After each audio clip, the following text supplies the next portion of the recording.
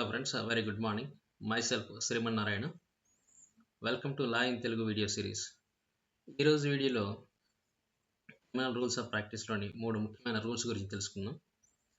33, 34, 35. So ఈ dying declaration గురించి ఒకటి మాట్లాడుతుంది. తర్వాత వ్యక్తుల గుర్తింపు ఏదైతే ఉన్నదో ఐడెంటిఫికేషన్ పీరియడ్ దాని గురించి మాట్లాడుతుంది అనమాట.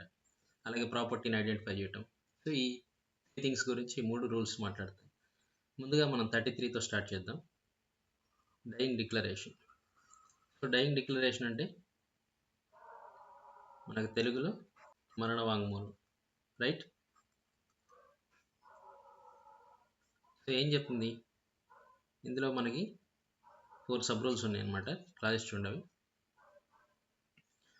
While recording a dying declaration, the magistrate shall keep in view the fact the object of such declaration is to get from the declarant the cause of death or the circumstances of the transaction which resulted in his death, right? ఒకటేంటి, the object of such declaration గురించి మాట్లాడుతుంది. cause of death or circumstances of the transaction which resulted in his death, అతని మరణానికి కారణమైన పరిస్థితులు. ఈ పదాలు ఉన్నాయన్నమాట. సో ఓవరాల్గా సెక్షన్ నేను ఒకసారి చెప్తాను. ఈ మరణ వాంగ్మూలం ఏదైతే వైల్ రికార్డింగ్ డయింగ్ డిక్లరేషన్ దాన్ని నమోదు చేస్తున్నప్పుడు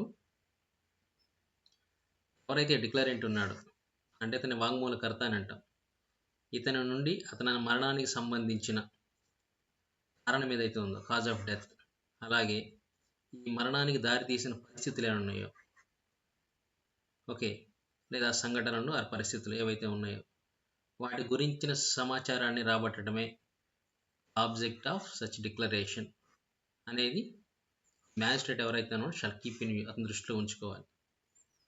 సో మొత్తంగా చెప్పాలంటే మరణ వాంగ్మూలం నమోదు చేసేటప్పుడు డయింగ్ డిక్లరేషన్ ఏదైతే ఉందో, సో ఈ డిక్లరెంట్ ఎవరైతే ఉన్నారో అతని మరణానికి సంబంధించిన కాజ్ ఆఫ్ డెత్ ఆర్ మరణానికి దారితీసిన పరిస్థితులు ఏమన్నాయో వీటికి సంబంధించిన సమాచారాన్ని రాబట్టడమే ఆ మరణ వాంగ్మూలం యొక్క ప్రధాన ఉద్దేశం అని ఆ మ్యాజిస్ట్రేట్ వారు దృష్టిలో ఉంచుకోవాలని చెప్తున్నాను. First right. సెకండ్ చూడండి, before taking down the declaration. So ఆ వాంగ్మూలం నమోదు చేయడానికి ముందన్నమాట, magistrate shall disclose his identity. So magistrate తన గురించి ఆ వ్యక్తికి తెలియపరచాలన్నమాట. And also ask the declarant, ఎవరైతే ఆ వాంగ్మూలం ఇస్తున్నారు మరణ వాంగ్మూలం వ్యక్తిని అడగాలి ఏమని, whether he is mentally capable of making declaration. Okay, ఆ వాంగ్మూలం ఇవ్వడానికి అతను మానసికంగా ఫిట్గా ఉన్నాడా లేదా అనేది అతనిని అడిగి తెలుసుకోవాలి.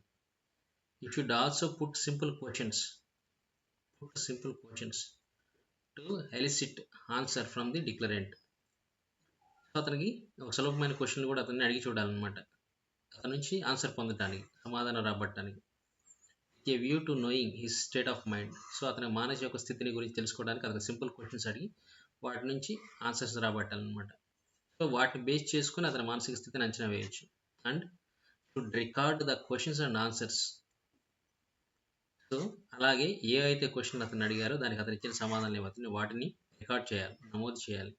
అలాగే అతను ఏమన్నా సైన్స్ ఏమన్నా సైగలు కానీ సంజ్ఞలు కానీ చేసినట్లయితే ఏదన్నా నమోదు చేయాలి. మరియు his own conclusion in this matter, ఆ విషయానికి సంబంధించి ఇతని యొక్క నిర్ధారణ, ఆయన యొక్క అభిప్రాయం, మ్యాజిస్ట్రేట్ ఎవరైతే ఉన్నారో ఆ క్వశ్చన్ ఎవరైతే అతని యొక్క అభిప్రాయాన్ని కూడా నమోదు చేయాలన్నమాట. Should also obtain when ever possible, ఎప్పుడైతే సాధ్యమవుతుందో ఆ పరిస్థితుల్లో certificate from the medical officer, ఎవరైతే వైద్యాధికారి ఉన్నారో ఆ వ్యక్తి నుంచి ఒక సర్టిఫికేట్, దేనికి సంబంధించి, యాస్ట్ అంటే దేనికి సంబంధించి, the mental condition of the declarant, ఆ వాంగ్మూలం ఎవరైతే ఇస్తున్నారో ఆ వ్యక్తి యొక్క మానసిక స్థితికి సంబంధించి ఒక వైద్యాధికారి యొక్క సర్టిఫికేట్ కూడా వెన్ ఎవర్ పాసిబుల్, అవకాశం ఉన్నప్పుడు అది కూడా పొందవలసి ఉంటుందన్నమాట. సో ఇది చెప్తుంది, రైట్. సో ఏం చెప్తుంది సెక్షన్ ముందుగా, ఆ డిక్లరేషన్ తీసుకోవడానికి ముందుగా మ్యాజిస్ట్రేట్ ఎవరైతే ఉన్నారో ఆ వ్యక్తి తన గురించి ఆ వాంగ్మూలం ఇస్తున్న వ్యక్తి తెలియపరచాలి.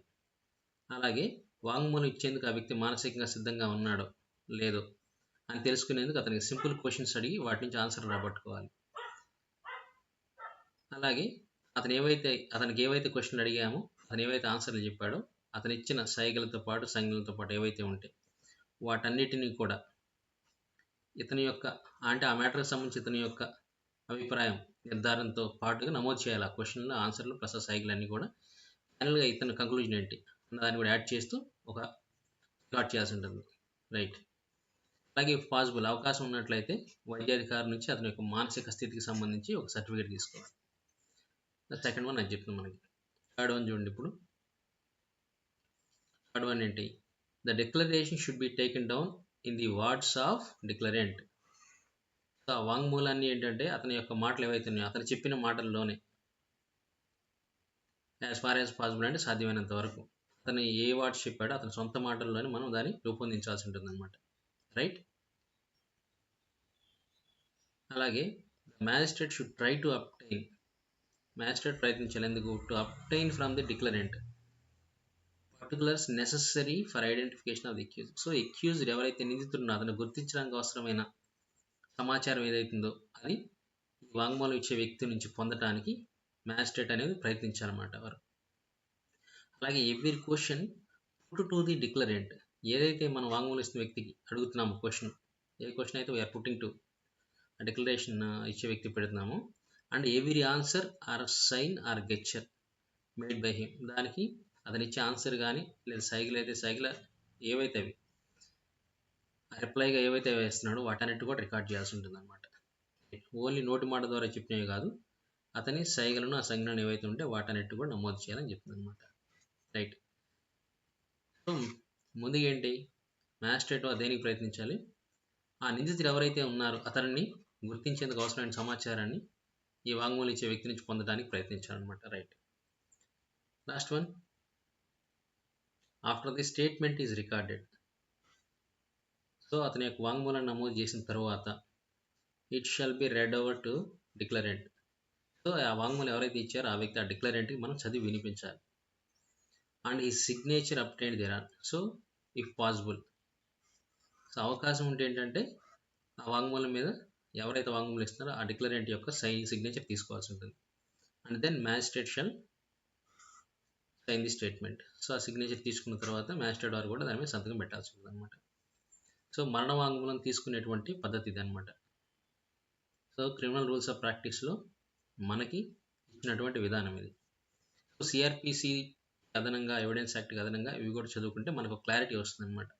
మనకి క్రిమినల్ ప్రాసెస్కి సంబంధించి ఉన్నాయి ఐపీసీ, సిఆర్పిసి, ఎవిడెన్స్. వీటి మధ్య ఏమైనా గ్యాప్ ఉంటే ఆ గ్యాప్ మనం ఎక్కడ ఫీల్ అవుతుందంటే criminal rules of practice. So ఇవన్నీ క్లబ్ చేసి చదువుకున్నప్పుడు మాత్రం మనకు కంప్లీట్ పిక్చర్ వస్తుంది. రైట్. సో మొత్తంగా చూసుకున్నప్పుడు మరణ వాంగ్మూలం ఎలా తీసుకోవాలి? సో మెయిన్ ఈ ఫస్ట్ పాయింట్ అతను దృష్టిలో పెట్టుకోవాలన్నమాట. మ్యాజిస్ట్రేట్ వారు ఎవరైతున్నారు వాడు ఏం దృష్టిలో పెట్టుకోవాలి? మరణ వాంగ్మూలం ఉద్దేశం ఏంటి? ప్రధాన ఉద్దేశం, మరణానికి కారణం ఏంటి లేదా దారి తీసిన పరిస్థితులు ఏంటి అన్నది మనం గుర్తుపెట్టుకోవాలి. ఆ విషయాన్ని దృష్టిలో పెట్టుకొని మరణ వాంగ్మూలం రికార్డ్ చేయాల్సి ఉంటుందన్నమాట. నెక్స్ట్, మరణ వాంగ్మూలం తీసుకునే ముందు మ్యాజిస్ట్రేట్ ఎవరైతే ఉంటారో తన గురించి తెలియపరచాలి. అలాగే మరణ వాంగ్మూలం ఇస్తున్న వ్యక్తి ఆ డిక్లరెంట్ యొక్క మానసిక స్థితి తెలుసుకునేందుకై అతనికి సింపుల్ క్వశ్చన్లు అడిగి ఆన్సర్ రాబట్టుకోవాలి. సో బేస్డ్ ఆన్ దట్ ఆయన ఒక ఒపీనియన్ ఫామ్ చేసుకోవాలి. సో మనం అతను అడిగిన క్వశ్చన్, అతను ఇచ్చిన ఆన్సర్స్, అలాగే మన యొక్క అభిప్రాయాన్ని జోడిస్తూ ఒక రికార్డ్ నమోదు చేయాల్సి ఉంటుంది అనమాట. రికార్డ్ చేయాల్సి ఉంటుంది. సో వీలైతే ఏంటంటే మెడికల్ ఎవరైతే వైద్యాధికారి ఉంటారో ఆ వ్యక్తి నుంచి కూడా ఏంటంటే ఇతని మానసిక స్థితికి సంబంధించి ఒక సర్టిఫికేట్ తీసుకోమని చెప్తున్నారు అనమాట. నెక్స్ట్ థర్డ్ వన్ వచ్చేసరికి ఎవరైతే వాంగ్మూలం ఇస్తున్నారో ఆ వ్యక్తి యొక్క సొంత మాటల్లోనే మనం దాన్ని నమోదు చేయాల్సి ఉంటుంది సాధ్యమైనంత వరకు.